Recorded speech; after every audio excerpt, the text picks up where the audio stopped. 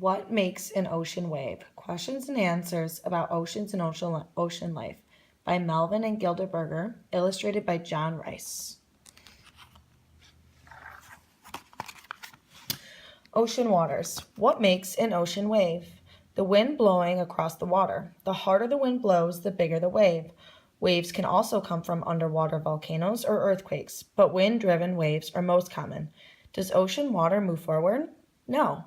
Even though it looks that way, a wave is made up of tiny bits of water. Each bit makes a little circle and returns to its starting point. Watch a gull sitting on the water as a wave passes. You'll see it bob up and down, but both the gull and the water stay in the same place. You can try this out. Tie a long string to a doorknob. Stretch it out and shake the free end up and down. You'll see the waves pass through the string, but the string itself does not move forward. Why do waves break near shore? Because the bottom of the wave begins to drag on the shallow ocean floor. That slows down the lower part of the wave, but the top keeps going until it topples over, which makes the wave break. The breaking wave tosses water, as well as sand and rocks from the ocean bottom onto the beach. A powerful wave can pick up and fling rocks that weigh more than 100 pounds, 45 kilograms. Sand and rocks that the waves throw can cut caves or wear away cliffs along the shore.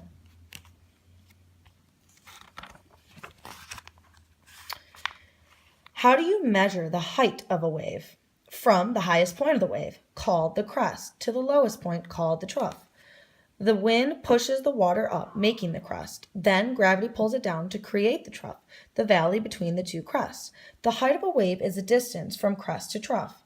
How high was the highest ocean wave on record? About 112 feet or higher than a 10-story building. The wave was measured in 1933 by sailors on the American tanker USS Ramapo during a severe windstorm in the Pacific Ocean. Most ocean waves are less than 12 feet high, and 20-foot waves are rare. So you can just imagine how this giant wave scared the sailors. Are waves dangerous? Sometimes big waves can capsize or wreck ships at sea, especially in storms. In June 1968, the tanker World Glory was broken in half by 100-foot waves. Surfers who try to ride very high waves run the risk of being crushed and drowned if they fall off their surfboards. What are tsunamis?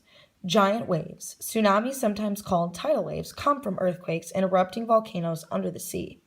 The energy from the quakes and volcanoes cause huge waves to travel across thousands of miles of ocean. The waves eventually smash into the shore where they cause dreadful damage. Life in the ocean. Where do you find most life in the ocean? In the top layer or sunlight zone, even though it makes up just a small part of the ocean, about 90% of the ocean plants and animals live here. On average, the top zone goes down only about 600 feet. That's as far as the sun's light can reach. What form of life is most common in the sunlight zone? Tiny parts and animals called plankton. Plankton are divided into two kinds. The smaller are plant plankton or phytoplankton. Slightly larger are animal plankton, known as zooplankton. Phytoplankton are the bottom of the food chain in the ocean.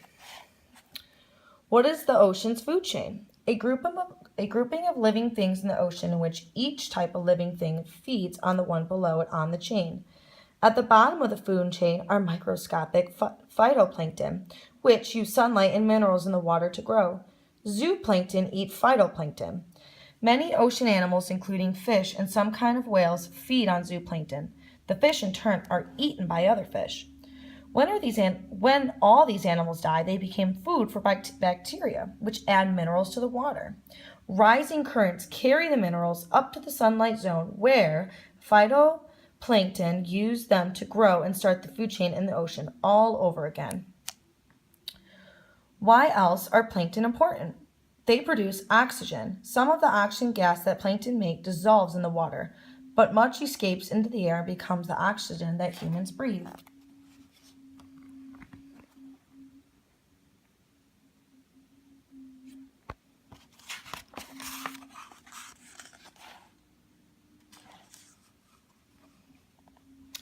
How do humans affect life in the ocean? Often they catch or kill too many sea creatures. Overfishing the ocean cuts both the number of sea creatures and the number of species. Take the blue whale, for example. Once there were more than 200,000 blue whales in the seas. Today, because of heavy hunting, only about 14,000 remain. Pollution also affects life in the ocean. Oil spills can sicken and kill many sea animals. More than 300,000 seabirds died as a result of a single oil spill off the coast of Alaska in 1989. Which are the most widespread plant plankton? Well, diatoms. They make up more than half of the phytoplankton in the ocean.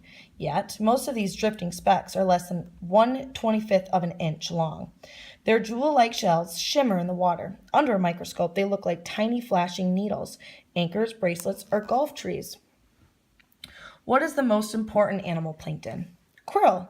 This zooplankton is a valuable food for whales and many other ocean animals. A krill, which looks like a tiny shrimp, has a great way of protecting itself. When threatened, the krill jumps out of its shell. The creature goes one way and its empty shell floats off in another direction. Often, the enemy chases the shell and the krill escapes without harm. Are any plankton like both plants and animals? Yes. The dinoflagellate is like a plant because it makes its own food, and it's like an animal because it swims, can see light and dark, and eats other plants and animals. Some dinoflagellates actually produce brief flashes of light when disturbed.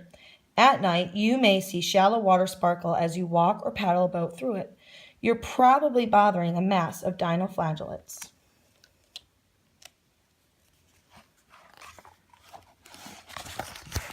Along the coast. What is a coast? The land alongside the sea. While there are many types of coasts, from sandy beaches to rocky shores to muddy wetlands, they are all formed by the action of the sea. How do beaches form? Waves pound the coast.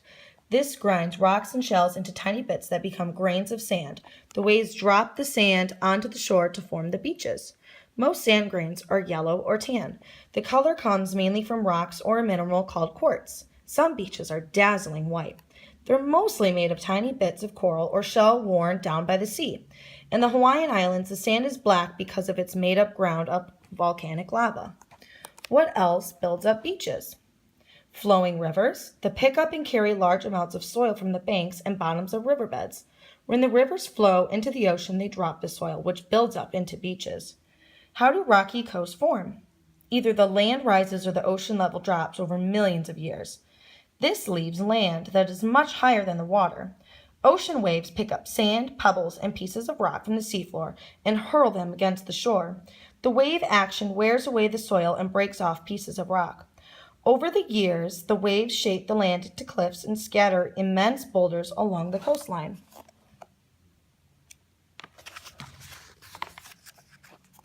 How do muddy wetlands form? The ocean covers a low-lying coastline with a shallow layer of water, with the water part of ore all the time. You usually find wetlands in protected bays or gulfs. The ground in the wetland is usually soft and muddy. What good are wetlands? Countless young sea creatures, including clams, crabs, and fish, begin life here. The water is calm, there are plenty of places to hide from enemies, and there's lots of food. Wetlands are sometimes called prairies of the sea because of the many kinds of grasses that grow here and provide food for sea animals. Land animals, including foxes, deer, minks, and raccoons, also find food in wetlands. Some eat the grass, some eat the sea creatures. Wetlands also help tame big storms and powerful waves. They protect inland farms, forests, and buildings and stop the soil from washing away.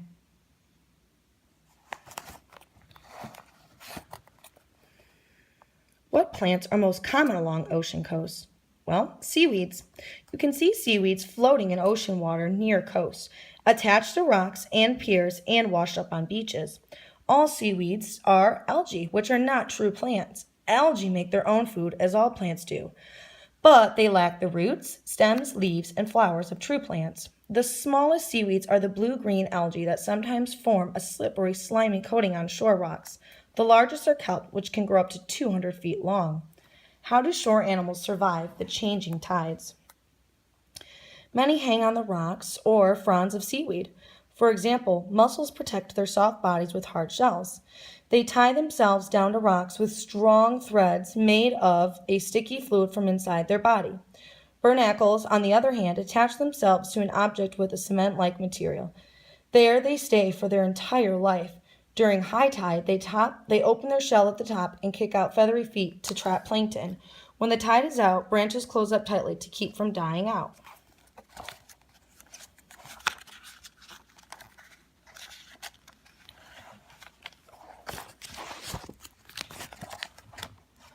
What is coral reef? A structure found in warm, shallow water around small islands and along the eastern shores of continents. Over thousands of years, the reefs build up from skeletons of millions of tiny animals called corals.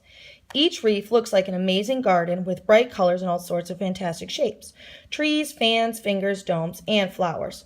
The corals form hard, stony cups around themselves. They cement the cups together to become solid masses. As the corals die, they leave their skeletons behind. New colonies of corals grow on top of the old. In time, the huge masses of stony skeletons and living corals form reefs. Reefs may stretch for hundreds of miles and take thousands of years to build. Which is the largest and best known reef? The Great Barrier Reef of the northern eastern coast of Australia.